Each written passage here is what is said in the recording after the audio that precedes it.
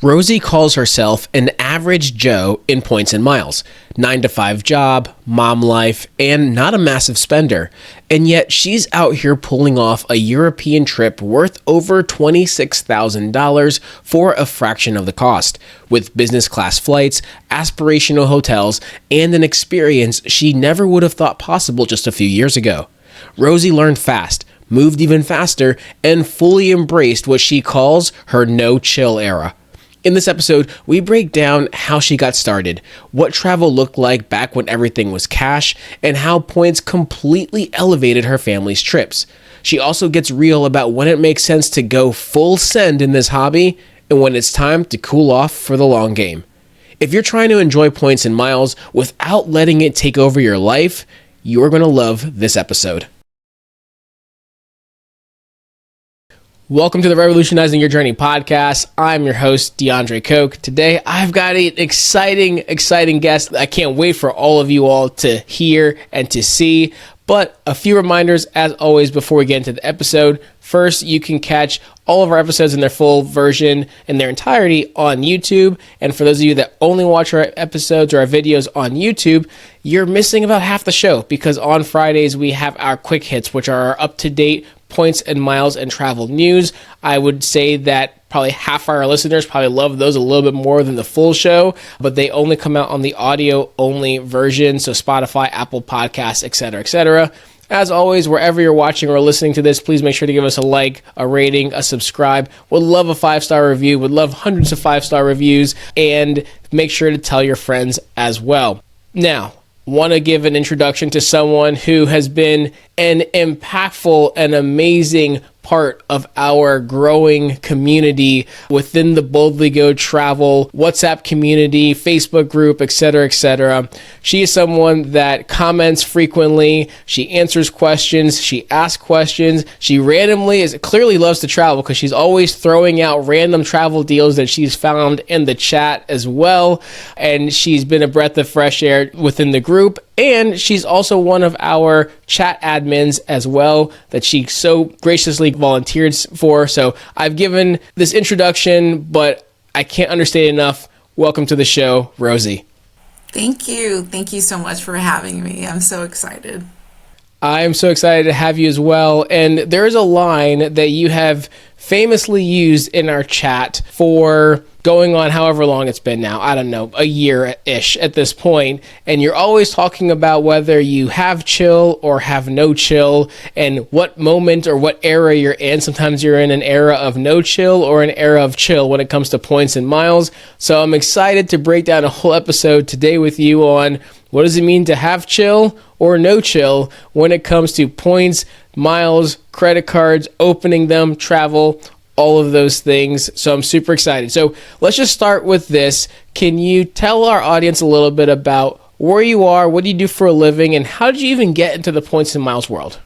Yeah, so like you said, my name's Rosie. I currently live in Columbus, Ohio. I'm originally from California. I was born and raised in Los Angeles. Ended up here in Columbus with my husband, and we have a 3-year-old daughter.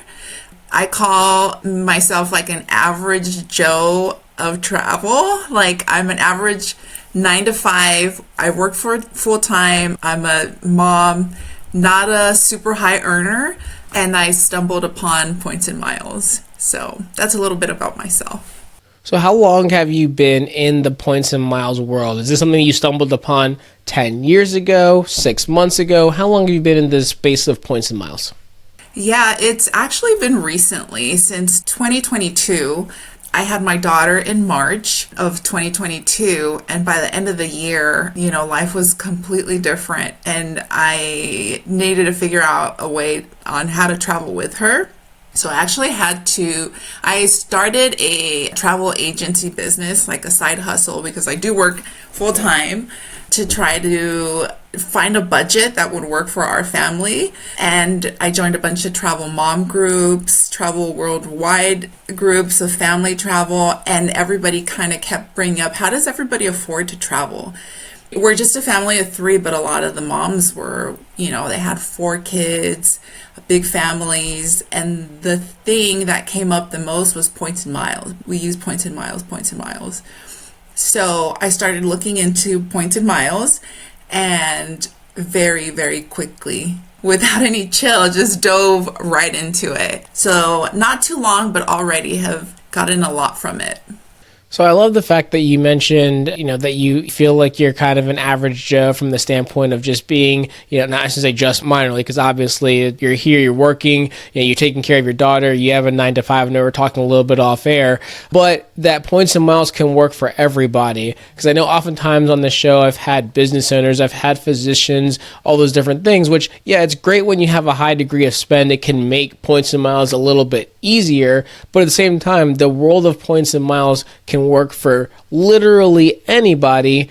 The biggest thing you need is not your level of income, it's your level of kind of dedication to good financial responsibility, right? And I always, as an advisor, financial advisor, have to talk about making sure that we're being good with our money and not using points and miles as a reason to just get into crippling debt. So no matter who you are, that's really important. I'm really curious for you, Rosie, what did travel look like before you got into this world? I know you were looking at it because you had your recent daughter. Was everything just kind of paying cash? Were you taking trips fairly often paying cash, or was it kind of the once a year vacation? What did travel look like for you then? And what does it look like for you now at kind of like a high level before we start digging a little bit deeper? Yeah, absolutely. So it's had such a big range because like in my 20s, I would be okay with the budget Airbnb. As long as I was going somewhere. Back then, hotel didn't matter, which is completely different now.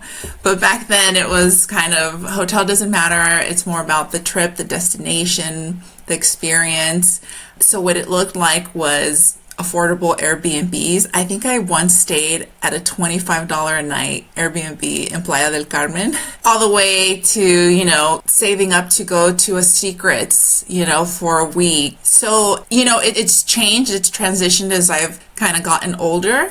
But right before having my daughter, it was saving up as much as we could, paying cash because I wasn't knowledgeable on points and miles. So saving up as much as we could the year before to make trips happen, right? Setting a budget, sticking to it, saving money, and then paying cash for that. So, like once a year, if I was lucky, 2 times a year, but that's completely changed now.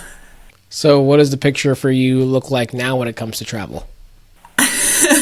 So Waldorf Astoria, 5-star hotels, you quickly get very spoiled. Business class if we can. I tend to work backwards. So for example, I will have a set budget, and whatever budget I have now, points and miles has elevated that.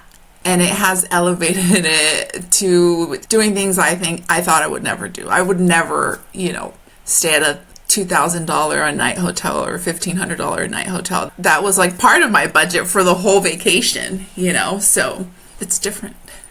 No, I absolutely love that. And I've mentioned this before over the years in the show, but the elevation of the budget is huge. And I think this is the part that probably gets missed the most. And that's why this podcast is called Revolutionizing Your Journey, because it really revolutionizes, points and miles it is, the way that you travel. Because whether your budget for a trip is $2,000 or $10,000 is kind of irrelevant, because when that's your budget, typically 70 to 80% of your budget for a trip is made up on airfare and hotel stays and lodging.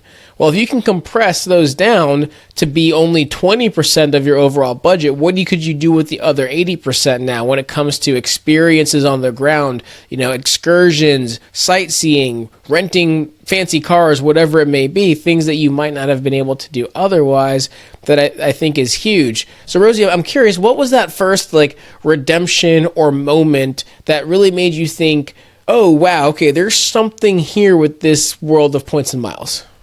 So I think when I realized I can do this was when I got the Southwest Companion Pass. We no longer have it. I'm no longer chasing it. But when I first started out, I went full in right into trying to get that Southwest Companion Pass. And when I got it, I achieved it.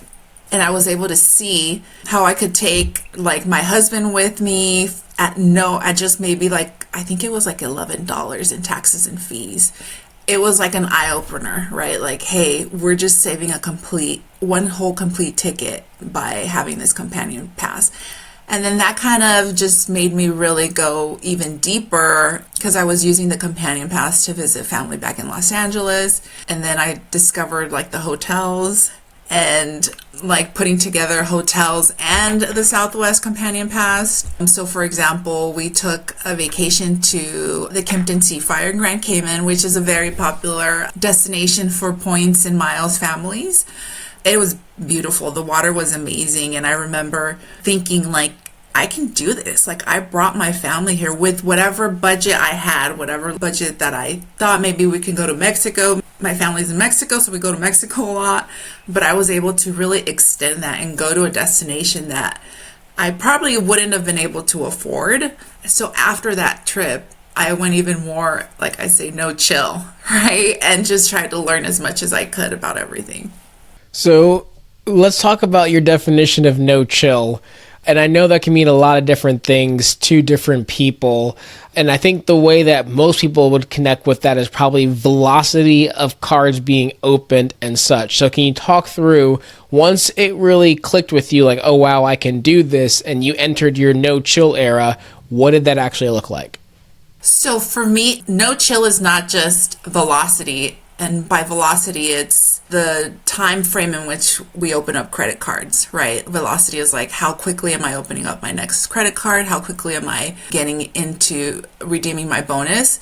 When I mean no chill, I mean no chill in, yes, opening cards, but learning about points and miles. I'm listening to podcasts every day. I'm researching, watching YouTubes, reading blogs, asking questions, engaging, finding those little nuggets of valuable information that you learn from like our WhatsApp group, right? So to me, it's opening up credit cards with a pretty speedy velocity, learning as much as I can, but also the other side of redeeming. So you can call it like earn and burn, but I quickly was able to start redeeming and planning trips. So that's what I mean to like, when I say I'm no chill, like I'm no chill in like every aspect of like points and miles, like getting the cards, managing my points, redeeming points, learning as much as I can. So let's address some of the things that maybe someone who this is literally their first points episode ever comes across, and they hear opening a bunch of cards. Immediately, people connect that with creating a lot of debt, right? And so because of that train of thought, they go into the well of your credit score must be in the gutter. Now, you don't have to say what your credit score is. I put mine publicly out there. It's on our website. It's there. I've been doing this for 10 years. I think last time I updated the website a few months ago, it was like 860. So you don't have to say what yours is. So I know that it doesn't have an impact on credit scores when done properly. But my question for you is, as you were explaining this to people, maybe even your husband, who I assume might be your P2, what was the general reaction? And then how have you seen that shift as you've been doing this more and more over the last few years? Yeah, so I'm also happy to share it's over 800, and it has to be, because my husband would kill me if I was financially irresponsible in any way. So the P2 situation is another story, right? Getting them involved as well. But I actually found your podcast because I love like financial literacy and being kind of responsible with my finances, with, you know, whatever little income I have, how I can maximize that and how I can maximize like our life, right? Our everyday life. I think the most important thing for someone that starts in points and miles is understanding how much money you're spending in a day-to-day. Because like you mentioned earlier, you can quickly get into debt if you are chasing the miles, which we're all, you know, trying to get our bonuses and chasing as much as we can. But when you kind of lose sight of that and remember that, you know, whatever money I have, whatever money I'm spending, how can I maximize that, right? So velocity and opening up cards. When I got into my no-chill era, I was opening up cards pretty quickly, pretty rapidly. It didn't take an effect on my credit score. I think because I'm responsible with making sure I get those statements paid off, like I said, or else I'd be in trouble with my P2. So let me ask you this. Was your husband, your P2, immediately receptive? And so there's kind of a different story there. Or did it take a little bit of coaxing? Was it that first big redemption where he was like, okay, I see what's happening now? Or is he still kind of reluctant, but you're still playing the game? Where does your husband kind of come into the cycle here as a P2? He's a P2. He's a P2. He's not a reluctant P2, but I do have him as I call him like the golden boy of our credit cards. Like, I'm the velocity person. I open up credit cards. If I were to take a ding on my credit, I want it to be me. He will only have him open up a credit card maybe 2 or 3 a year. And he has a great relationship with the banks, and I want to keep it that way. So in the beginning, of course, he had that fear of credit card debt. And his biggest thing more than that was, are we taking this trip because we want to, or because you have points and miles now and I'm spending money on food and expenses and taxis and Ubers and food at the airport? And that's still true today for us. His thing is kind of like making sure that we are not spending out of our vacation budget, because I'm so into points and miles, and because it does, that sometimes give you free travel. It's never free. I hear that a lot in Instagram and social media. It's not free. It's not a cheap hobby. It's not. So his idea is always, are we doing this? Are we taking this trip? Is this in our budget? As long as we keep those things like our focus, and of course living within our means and comfortably, then he's all for it. I absolutely love that, Rosie, because I think it's really important to frame around the right psychology in this world. And that's what I've always tried to balance with this show, is about good, as you mentioned, great financial responsibility, as well as the ability to use that to parlay into some fantastic ways to travel. So I think kind of you mentioning that framework is really beneficial for someone that's new, or even as a refresher to someone that's been in the points and miles world often, because even myself, I find myself saying, I've got these points here, like, why not just use them somewhere, versus do we really actually want to go here, versus, okay, I've got so many different cards that are giving me free night certificates or these different things. Do I have to force myself into a trip to feel like I've gotten the value out of them, or out of the Amex, Fine Hotels and Resorts credit, or whatever it may be? So it can be a little bit of a dangerous game if you don't know how to kind of keep the right mindset and the right psychology around it, which I think that framework is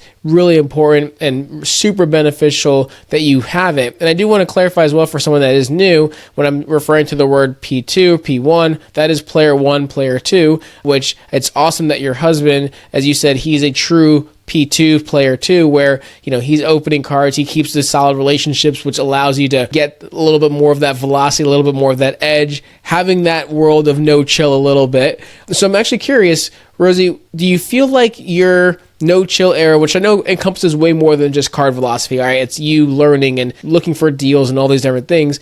Do you feel like by jumping full in and having no chill, you were able to do some things faster or differently that maybe a slower strategy you would not have found yourself being able to accomplish? Yeah, absolutely. Because, my no chill mentality, I feel like I was able to get certain redemptions before a lot of the devaluations. So you hear in points and miles all the time, devaluations every year. Hilton had a big one last year. You start seeing now room nights going up to 200,000 points. And because I got into it so quickly, and my velocity at the beginning was so quick, I was able to make redemptions that I possibly could not do now. For example, like in our WhatsApp community, right, I would put I need to get this Emirates flight. And I was no chill. And again, the no chill is not just velocity. It's I'm up at midnight waiting for these flights to drop. I'm constantly checking.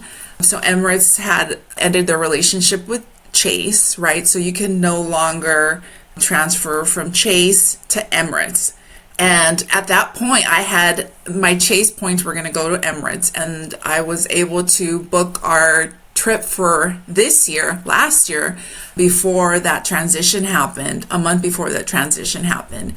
If I wasn't ready or had those points, we wouldn't have been able to do that, right? Like maybe we could have, but it would have been just so much points expensive. But everything's relevant, so. It is super relevant, but I'm actually curious now. I mean, you booked Emirates. Where are you guys going?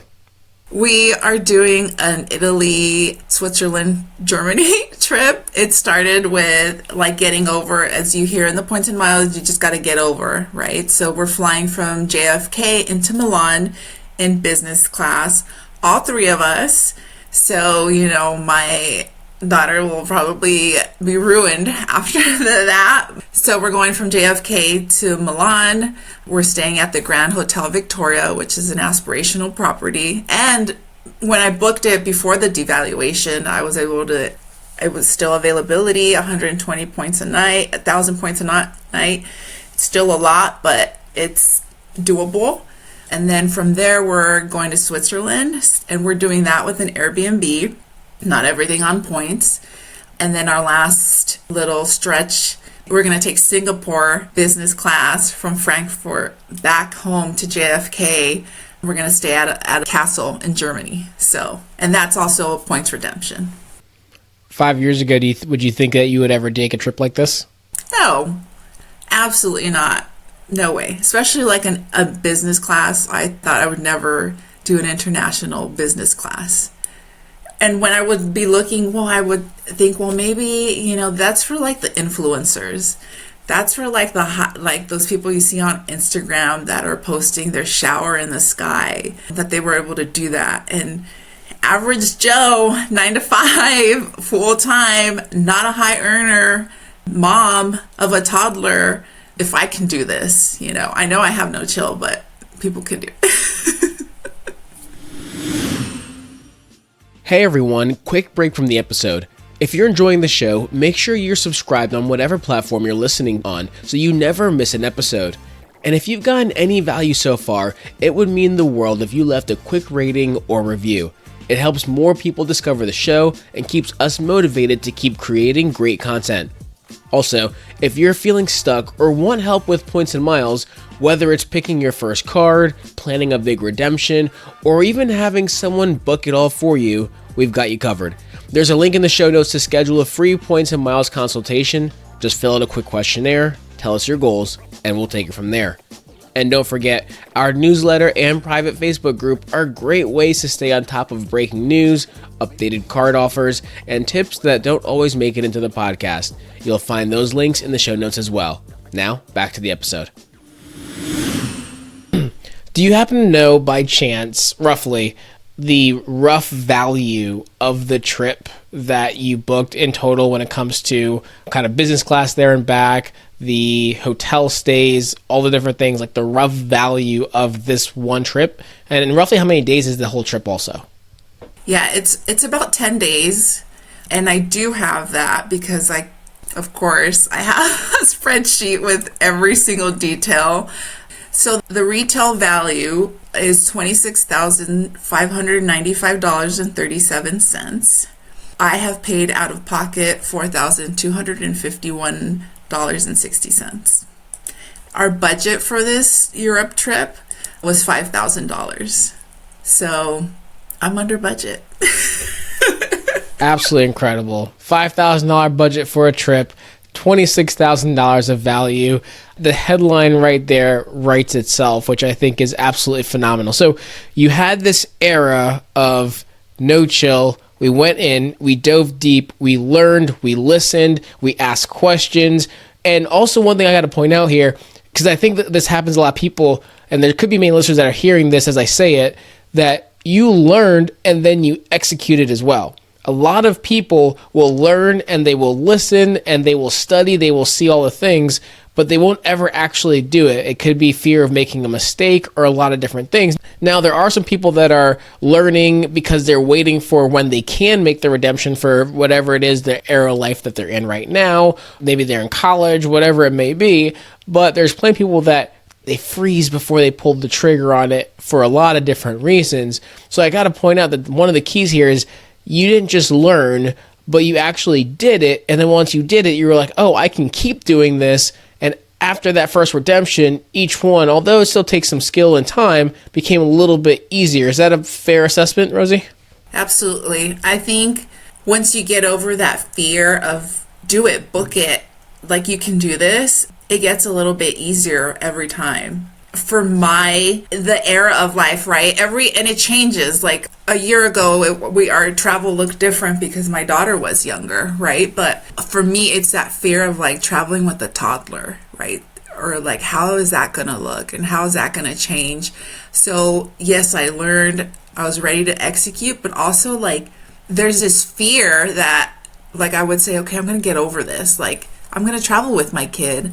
We're going to do this. It's going to be different, but we're going to do it. And once I saw that I could do the redemptions and travel with my kid, I mean, it's just everything has changed now. And now that she's a little bit older, she's going to be 4 next month. It's just so enjoyable. And we actually leave for Costa Rica in 2 days, right? So from now, I'm sure when this airs, we'll probably be back, but we're leaving to Costa Rica. And I think I'm getting a little bit off topic here, but it's made travel so enjoyable even with her, right? Because we got her like a book of Costa Rica and she's got her calendar and her countdown and she's going to school and telling all her little friends that she's going to go see spider monkeys.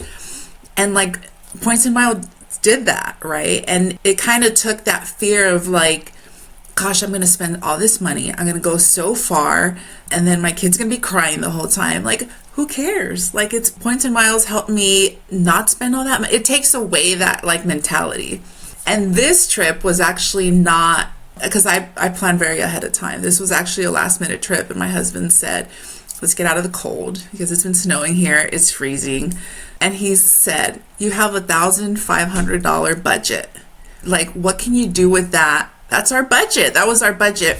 He's like, maybe we can do like a little getaway, like maybe somewhere warm. I'm sure he was thinking like Florida. He didn't know what you were capable of. He didn't know. So, and I remember putting it on the WhatsApp chat saying, hey guys, husband just gave me a budget of $1,500. And then I put like a gif of like me on the computer. And sure enough, we're doing Waldorf Astoria, Costa Rica, $1,500 to $1,600 a night room, which I'm not paying that, right? Like we're doing Points and Miles and we're getting all the perks because I'm also Diamonds. I think we got the Aspire card around the same time. So we get free breakfast. So we're saving money on that. So yeah.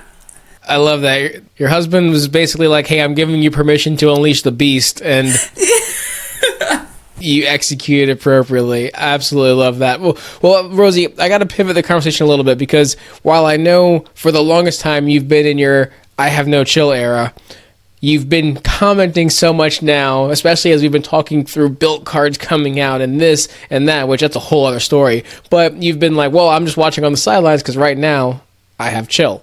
So I got to ask, what does this era of chill look like, or what is it for and why?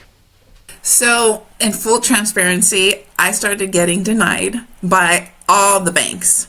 And around the same time, it just like was a coincidence that I like fell upon, I don't know what number of episode it is, but you have an episode that talks about like kind of like longevity of Points and Miles and Warren Buffett and kind of like that mentality. So I listened to that and I realized like I'm going to put myself in credit card jail. And what that means is I'm not opening up any credit cards from now until second quarter. And I'm just going to like take it easy because I want longevity in this game. And I want a like healthy relationship with banks. I want to be financially responsible. Perfect. So Rosie, the episodes you're referring to, so there's actually 3 that we've done kind of on the mindset space of Points and Miles.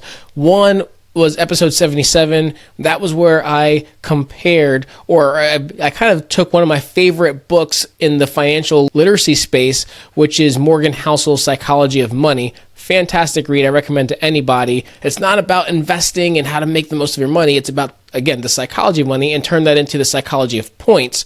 And then the second was I did a two-parter on Warren Buffett and turning some of his best investment and best philosophies into how they could correspond to points and miles.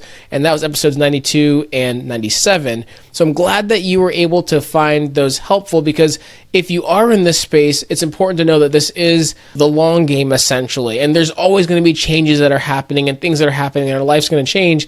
But I do think it's helpful that you were able to kind of connect and recognize, hey, okay, I might need to chill a little bit and have a little bit of a break before going for my next deal or my next card, or that I don't have to get every single card deal that comes across my desk, which can be enticing. But when a random Virgin Airlines opportunity opens up for a sign-up bonus that we may not be planning to use, we may not need to go for that specific opportunity, and just understanding when to go and when to not go, basically. That's exactly right. It's the psychology behind it. And after that, I read the book as well. And it just kind of, points and miles and financial responsibility just goes together if you are responsible with your money and you know how much your spend is. So, yeah. No, that's absolutely fair, Rosie. And I think it's good to extrapolate a few lessons, because you've provided a lot of value already in this episode. And I think you've done a great job, especially for beginners, to know, hey, how do you avoid going kind of full no chill too fast, but still being able to do it in a way that's beneficial? Because as you said, if you didn't, you might not have had the opportunity to take some of the trips or to execute on some of the opportunities that you actually have. But I'm curious, because I would say that experience in points and miles is not just a time aspect. It's an experience of execution and knowledge as well. There's people that have been dabbling in points and miles for 10 years that have nowhere near as much knowledge as you do, because you've actually been studying, you've been learning, and you've been executing. So I would ask you, as someone that I consider experienced, even though it's been only, and I use only in quotes, 4 years, outside of perhaps banks saying no, when do you think players can tell it's time to slow down a little bit when it comes to their level of chill? Yeah, that's so important. And there's no judgment to anybody, because points and miles is such a personalized hobby, right? And by that, what I mean is what works for me, like we said earlier, what works for me and my family of 3 is not going to work for you and Taryn, right? Like we're completely different. So no judgment in what everybody's path in points and miles is. But I think for me, when I start thinking, because I have no chill, I need to recognize that I have no chill. And I start thinking about ways that I would spend money when I didn't have to. When I'm opening up that random Virgin Atlantic card, do I even need that? I work backwards typically, which means like I have my trip and then I kind of will think of ways to get to it, right? So if I don't need this card, I don't need to open it, right? Manufactured spend, again, that can work for a lot of people. I cannot put like that risk in my family and like taking money from our emergency fund to maybe do like a big spend. And then like when I start thinking about just, I don't want to say crazy, but like not my normal spend or how I'm doing things, I think that's the time when it's like, okay, maybe it's time to take a chill, like it's time to chill, because I could see myself starting to chase the points and miles instead of kind of working together with them in my everyday life. Like I was listening to how to use the manufacturer spend buying groups, which it's no judgment to those who use it. It just doesn't work for us, right? Or, doing certain things that I wouldn't normally do. So that's when I kind of felt for myself, okay, I need to just chill. I need to stop opening up so many cards. Like I said, I plan very much ahead. I have the trips that I want our family to take, and I know what cards and what kind of points I need to get us there. So I don't need to open up that random, I don't know, Singapore KrisFlyer credit card or, whatever. Like I don't need that. So that's how I kind of would say, like I realize in myself. No, I think that's fantastic. And that brings me to another analogy. And this wasn't designed to be an episode catering to the financial literacy ties, but you've done a fantastic job just teeing me up for these, which I absolutely love. But you're really attributing or talking about what we talk about in the investment world of risk tolerance. And this is not just an investment phrase. Obviously, it can apply to life in general, but you really have to assess what is your risk tolerance in this world? What are you comfortable with? Like for me, I have a high degree of spend in a lot of different places, but buying groups for me makes me uncomfortable. But there's a lot of people that buying groups, gift card reselling, all these different things, like that's the space they're in. They're very comfortable in that space. And as you said, there's nothing wrong with that, but you have to understand what world do you want to be in? What world are you comfortable with? And not feeling like you have to do all of the things and never putting yourself in a position where doing something doesn't make you feel okay, because you never want to be in this world and you basically can't go to sleep at night, not because you're looking for amazing trips, but because you're like, man, am I making a mistake with my finances because of what I'm trying to accomplish for travel? That's exactly right. So, Rosie, this has been overall fantastic. I think you did a great job explaining how you've gone from the era of no chill to right now being an era of chill. But I know you, from what I've seen from you being in the group, you're always looking at deals. You're always looking for opportunities to travel.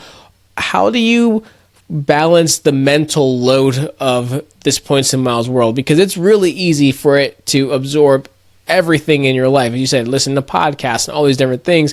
How do you find that you have the energy to be like, hey, I don't have to always be looking at what my next trip is, but at the same time, still looking forward to it? Because of course, that's part of the fun at this point also. I think keeping the fun part of this hobby, is what makes me kind of want to balance that. Like for example, it's fun for me. So I see it as I get to do this. This is fun. Once it starts, kind of getting overwhelming, I just put it down, right? Sometimes I'll be looking for, if I'm looking for flights or some crazy deal and it's not there, I'm not finding it. Well, we're not going to take the trip, and that's okay, and that's hard for someone like me because I have no chill, right? Because I'm constantly, so I think knowing when to just let it go is something that each person has to find on their own, right? But for me, it's okay, well, we can't do that trip, and that's okay. So just putting things down, set it down, put the phone down, and come back to it when I know it's fun for me again, because I love going on SeatStar Arrow and telling, hey, this is where you can go, or checking out Hilton, because I'm a Hilton girly. And so I think that's how I balance it, is that to continue to keep it fun for me and to learn where I can and can't do things. Oh, I think that's fantastic, Rosie. And that's a great explanation. I think a great level of approach to this world of Points and Miles. What I want to do with you is something that we have not done before. It's a version of rapid fire questions, but because you are famously known for being either chill or no chill, I'm going to try to convey my best Howie Mandel, and instead of a game of deal or no deal, it will be a game of chill or no chill. And essentially, if you say no chill, that means yes, full send, let's go, let's do it. Chill means, probably not. So, are you ready to play chill or no chill? Yes. I love this. This is great. All right, so I wish I actually queued up the audio from Deal or No Deal, but I didn't think that far ahead. So, Rosie, opening a new card before finishing the minimum spend on the last one, chill or no chill? No chill. No chill. Okay, so yes. Okay. Transferring points before you actually need them, chill or no chill? Chill. Chill? Okay, so don't do it. Perfect. Opening a card just because the bonus is high, the sign-up bonus. Chill or no chill? Oh, chill. Right now it's chill. Maybe no chill Rosie would say something else, but right now, in this era, I'm going to say chill. Planning a trip without any dates. No chill. No chill. Do it. Yeah, that's fair. What about hoarding points for the perfect redemption? Chill. Don't do it. There's no perfect redemption. You are correct. There are no perfect redemptions. Booking a backup award just in case. No chill. No chill. Do it. Yeah, having a backup in place. That makes sense. Refreshing award space multiple times a day to see if something changes. No chill. Opening a business card for a side hustle that barely exists. No chill. No chill. I don't think I have any travel client. My side hustle is a travel agency. I have like one. There you go. Hey, I love it. I absolutely love it. Rebooking a flight 3 times just to save 5,000 points. Chill or no chill? No chill. No chill. So to save the points, we would do it. Okay. Explaining points and miles to friends who didn't ask about it. No chill. I'm so annoying. That's why we have the WhatsApp group, because it gives you an outlet. That's the only place that like anybody actually wants to hear what I'm saying about points and miles. And the last one, feeling personally attacked when a good either sign-up bonus drops after you applied or transfer bonus dropped after you transferred. No chill. Doesn't happen to all of us. It happens, you're like, man, I could have just waited 2 more weeks and this would have happened. Like that Virgin Atlantic huge bonus. I think, what was it? It was something ridiculous in December. And I was, working backwards and I saw that Virgin Atlantic was, a possible route that we would take in the next couple of years. And I'm like, man, oh well, let it go. Let it go. I love it. Rosie, this has been absolutely fantastic. Where can the listeners kind of follow your journey and learn more about your adventures and some of this amazing, amazing travel that you're able to do, in your words, as the average Joe, the 9-to-5er? So, I'm not an influencer. I'm average Joe. So you can find me at Rosie Calig. That's RosieCalig on Instagram. Just send me a message because it is private. Like I said, I'm average person. Just shoot me a message. Say, hey, I want to chat points and miles. And I love talking about it. And I love helping moms be able to do this. I love it so much. Rosie, I can't thank you enough. You've been an integral member of our WhatsApp community. As I said, you are always engaging, always commenting. You're both asking questions, answering questions, throwing out random deals and redemptions you found, throwing out that your husband gave you the permission to go full send on $1,500 in a short time frame. And also, I do want to thank you for, being an admin in the community as well, which I know we have a pretty good community, so hopefully it's not taking up too much of your time, but I do appreciate all the effort you've given to not just the community, but even the help from me as well. Absolutely. Absolutely. I'm happy to be part of this group. It's very special.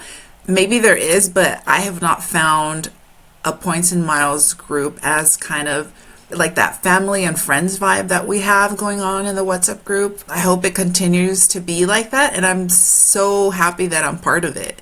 It's a great positive space.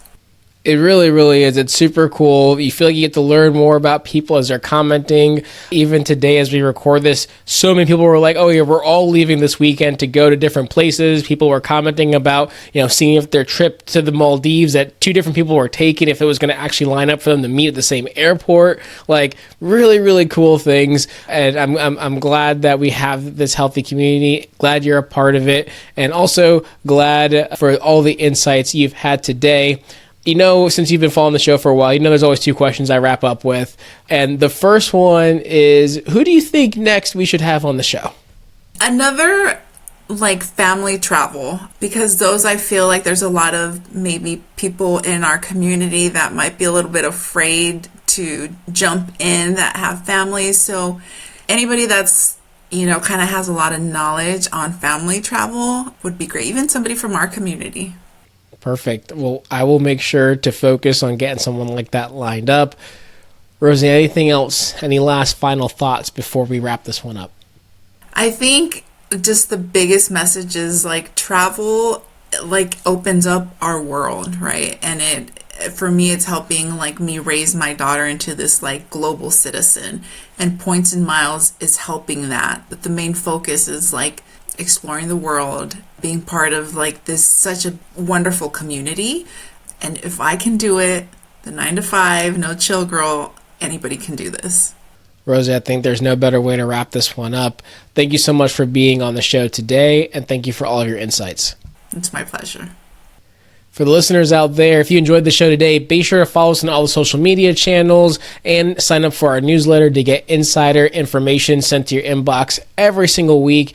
As always, don't forget to like, share, subscribe, tell your friends. If you want to connect with Rosie, she's in our WhatsApp group. You won't miss her post, I promise. She's super active. So are so many other people. It's an amazing community to be a part of. And we all have one thing in common, or maybe two. A, we love points and miles, but B, those points and miles allow us to travel and to revolutionize our travels and where we're going next. And as always, thank you so much for listening, and we will catch you on the next episode. Take care.